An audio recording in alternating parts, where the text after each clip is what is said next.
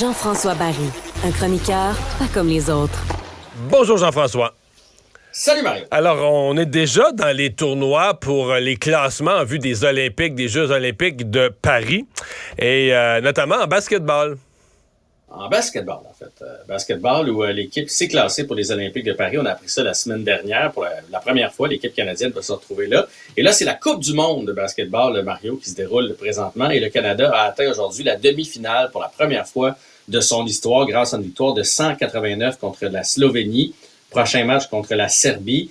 Et dans l'autre demi-finale, ça va être les États-Unis contre l'Allemagne. C'est une très bonne nouvelle. Puis je sais que c'est rare qu'on parle de basketball. Mais il a été inventé au Canada. C'est normal qu'à un moment donné, qu'on réapparaisse dans le décor.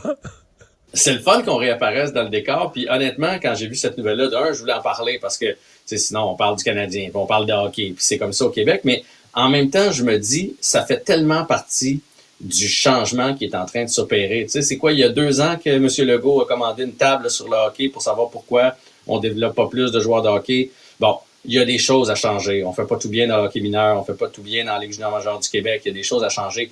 Mais je pense qu'une autre des réponses, c'est, regardez là, comment on devient bon au basketball. Tu sais, il y a des jeunes Québécois, des jeunes Canadiens qui se retrouvent dans la NBA et qui dominent. Regardez le soccer, ce qui s'est passé avec l'équipe de soccer l'année passée, qui s'est rendu en Coupe du monde pour la première fois, puis pas par la porte d'en arrière. Là. On a fait belle figure. Il y a de plus en plus de Québécois qui se retrouvent dans la NFL. Il y a des Québécois, des Canadiens qui après être passés dans le football universitaire québécois, là. Exactement. Donc, ces inscriptions-là que tu enlèves, qui sont des athlètes, là. Moi, je pense qu'un athlète, c'est un athlète. Tu lui mets des patins dans les pieds, tu lui mets un gant de balle dans la main, tu lui mets un ballon de basket. Un athlète, il y a des bonnes chances qu'il se développe. Ben, tous ces athlètes-là, puis je suis pas en train de dire que c'est grave, là. Je suis en train de dire que je pense qu'on a une partie de la réponse. Parce qu'il y a un moins grand pourcentage des jeunes qui s'inscrivent et qui décident de faire du hockey leur sport. Puis à un moment donné, il va falloir l'accepter, tu sais, et se réjouir que, regarde, au lieu d'avoir 100 Québécois dans la Ligue nationale de hockey, on en a 60, mais on en a 10 dans le football, puis 10 dans le tennis, 10 dans le soccer, 10 dans le basketball. Et c'est ce qui est en train de se produire. Et c'est une bonne nouvelle pour l'équipe canadienne. On va les suivre en demi-finale, puis on va les suivre à Paris aussi.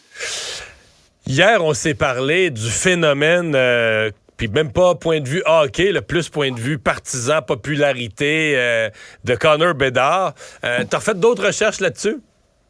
Ouais, puis là, je vais prendre mon livre avec mes statistiques parce qu'aujourd'hui, je me suis amusé parce qu'hier, tu m'as dit, est-ce qu'il va être meilleur que McDavid? C'est une bonne question parce que McDavid est phénoménal. Tu sais, McDavid, si on regarde, il est même meilleur que Crosby. Est-ce qu'il est plus complet comme joueur de hockey? Il est différent. Il est arrivé à une époque où il se marque plus de buts. Mais tu sais, il fait des saisons là, que Crosby a pas été capable de faire. Mais au même âge, dans le junior, et je tiens à vous rappeler que le plus jeune des trois, Crosby, McDavid et Connor Bedard, c'est Bedard le plus jeune. Il vient tout juste d'avoir 18 ans. Là. Il a été repêché à 17. Quand ils l'ont signé, les Blackhawks, c'était le jour de sa fête. Là. C'est pas un late. 18 ans. C'est pas un late, mais c'est pas loin d'être un late. Mais si, ce qu'on appelle un late là, dans le monde du hockey. Si tu les amènes toutes à 68 matchs, parce que leur année junior, leur année de repêchage, c'est difficile à établir parce que là, il y a des compétitions, il y a des combines NHL, il y a toutes sortes d'affaires, fait qu'il manque des parties à gauche et à droite. Mais si tu fais une moyenne, s'ils avaient tous joué 68 matchs, là, exactement le même nombre, ben celui qui aurait eu le plus de points, c'est Sidney Crosby. 184 points à son année junior. Puis si tu veux comparer avec Connor Bedard, c'est 167. McDavid est entre les deux. Puis il y a même Patrick Kane qui est en avant de Connor Bedard aussi. Par contre, c'est au niveau des buts où Connor Bedard se distingue. Il y aurait eu 80 buts s'il avait joué la saison complète, là, si on fait l'extrapolation.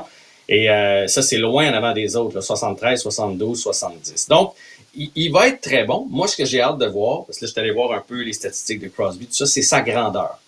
Tu sais, McDavid, tout le monde court après, il fait 6 et 1. Il est capable de... Crosby, il fait 5 et 10 et demi.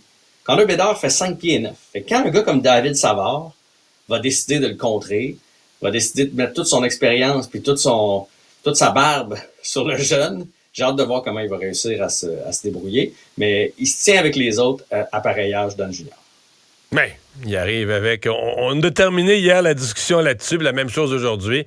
Le phénomène médiatique, réseaux sociaux autour de lui, là, les premiers matchs de la saison, il va avoir une pression, c'est ridicule, là, vraiment, vraiment. Ouais, puis il s'en vient à Montréal assez rapidement. Et le premier match de sa saison, c'est contre son idole, Sidney Crosby. Salut, à demain. Salut.